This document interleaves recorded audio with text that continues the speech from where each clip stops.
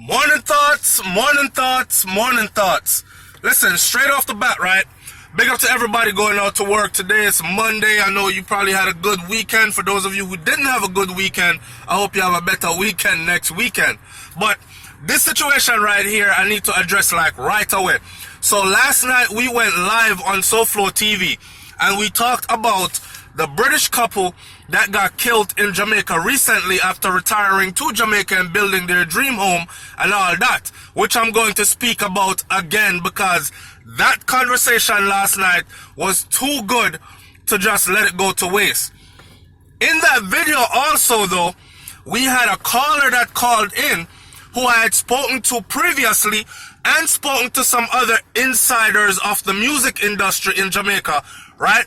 And I was told of a story that had to do with Buju Banton calling a hit or being a part of someone's murder.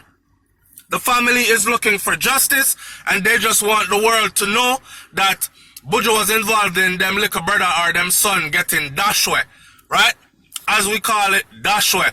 Now, it's funny. When I started the video, I played 30 seconds of Massacre song, Top Form, and then I played about 30 seconds or less of a Tommy Lee song, Live Some Life. The video go up, you know. Fine, people start watch the video. It was over 800 people on the live, right? Come see it, 820 something, 830 something people on the live. The feed, the comment section, very active. While this lady telling her story about the family, she's telling the story on behalf of the family because she's very close to the family, right? Now, I kept on saying, look, I'm not here to incriminate Buju, but after speaking to, vetting the story, I feel that a wider audience needed to hear this story and then decide what them want to decide. A court of public opinion then. Did you know that within the first 5-10 minutes of that video being up, Zojak, on behalf of Damage Records or something, strike the video with a copyright infringement based on the fact that I played that Tommy Lee song in there.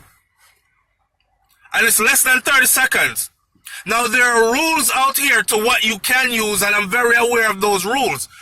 Given the rules or not, okay, what I plan on doing, so at first I thought it was Massacre thing. So I removed Massacre's stuff from my video and I put it back on the channel. It says the video is now blocked worldwide. Can't be seen anywhere. People start message me frantically, yo, SouFLo, me I watch the feed, me want to hear the story, finish the story from the lady. What happened? What happened to the video? They took it down. I went and I checked. It says blocked worldwide by Zojak worldwide on behalf of or something with Damage Music. Me read a little further in the fine print and find out it was because of the Tommy Lee. Big up to Tommy Lee still. Me know say a lot of the times the artists them don't even know what's going on that other level. But everybody that knows SouFLoTV knows that I support Tommy Lee as an artist, and when they're trying to tear Tommy Lee down, I'm always bigging him up. But I cannot think by anything else other than, because I've done videos before where I use material and people fling out them copyright strike and there are rules to it, and what ends up happening is you either them can make the video go and play. Zojak didn't have to stop the video worldwide. They can make the video go and play. All what happen is, if commercials run on the video, they would collect royalties from those commercials ran on the video, and if any royalties were sent forward. That's all. But them not care about the royalties. We have to understand, so the music industry, you have people that have relationships, connections, right? So this lady come down and she talk this talk. And of course a lot of people aren't pleased because you know you have fans and you have fanatics and their artists can do no wrong or should never be mentioned in any light, that is, even though the people them over there send them a ball for justice, and me being a conduit trying to send that story out there, I'm thinking it was Zojak, on behalf of Damage, protecting Buju Banton's name. So them just strike down the whole video worldwide, so the video cannot be played worldwide. So people, right now I'm trying to download the video to my computer, because we did it live, so it's not like I recorded it and put it up, so I have a copy of it. I don't have a copy of it, it went up live, and the live has been confiscated. So right now, what I'm trying to do is download the video, or chop out that piece, send it in for resubmit it, and hopefully it'll be put up to YouTube so you can hear the whole thing. At this point, where the video sits, hopefully I will be able to put that video up again after taking out what is rightfully belonging to Zojak and Damage Music, right? But you still are gonna hear the Buju story, because me not violate nobody. I'm just putting it out there as a platform, and people can listen if they want to listen, don't listen if they don't want to listen. Now, let me go into another part of this video. We talked about Charlie and Gail Anderson. The 74-year-old was Charlie, and Gail was the 71-year-old. In the video last night, I said stuff like this. It's very hard for a mixed race couple to exist in this world, right? Because the white woman, I'm sure when she got with this black man from Jamaica, there were members of her white family that was telling her, you know, it's better for you to find a British bloke, marry a British bloke, stay in Britain, and live your life happily. She want to marry this Jamaican man and all these things. And her family was probably saying, them people, they're savages. I'm telling you, one day you're going to see. So it's sad to see us prove them right many years later. This couple shared 55 years of marriage. 55 years of marriage. So on the like say, this man fly out to Jamaica, go pick up some white girl from England, bring her, come back to Jamaica and build up big house. They shared a life for decades, 55 years, right? And now that they're retired and decide, okay, it's time to go live in Jamaica now, build our dream home and whatever. Also, take care of the community in which they live. Their lives are cut short within the first year of being there. They were from Manchester, England. They were found dead in their dream retirement home in Mount Pleasant. And I said last night that it's ironic that the place is called Mount Pleasant, but this is not a pleasant situation at all. In Portland, Jamaica, right? Their son released a statement to the public that says, the statement was released by their son through the Foreign Office. And the statement says, Charlie and Gail, which is mom and dad, were pillars of the community in Manchester and in Jamaica, Manchester, England, which is where they're from, and in Jamaica. And they were hugely popular and loved by many. They were just beginning the next chapter in their lives, retiring to Jamaica before this terrible tragedy. We are completely devastated, and we ask for privacy at this extremely difficult time. And I talked last night about these returning residents. These returning residents that are being killed in Jamaica. It has to be, I'm starting to get the impression rather, that this is something bigger than just some local criminal see opportunity and kill the people them. It has to be. I think there's a bigger plot at hand. You know what I'm saying? And we went deep into that bigger plot at hand last night.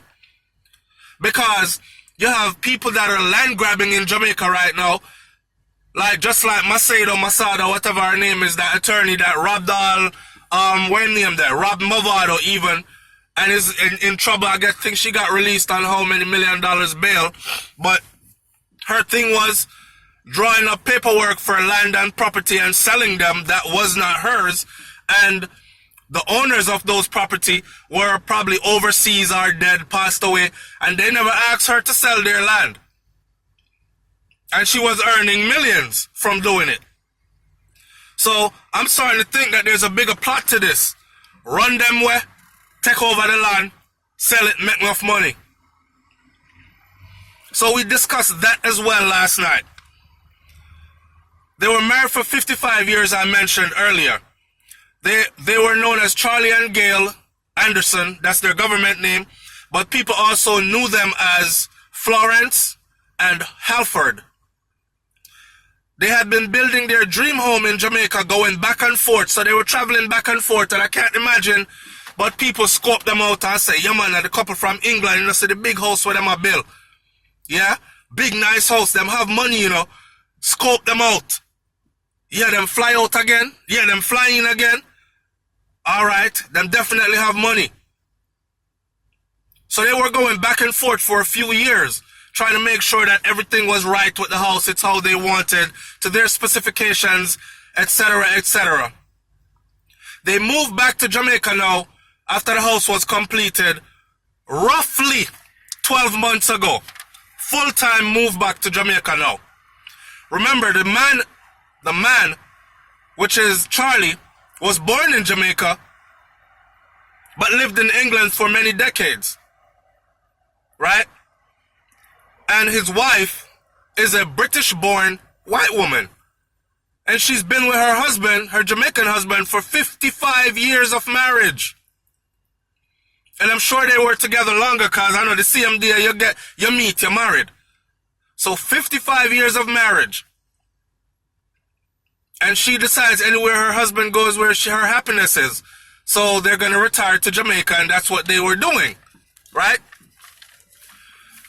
Now, another part to the story was that they were found dead shortly after reporting credit card fraud to the police in Jamaica.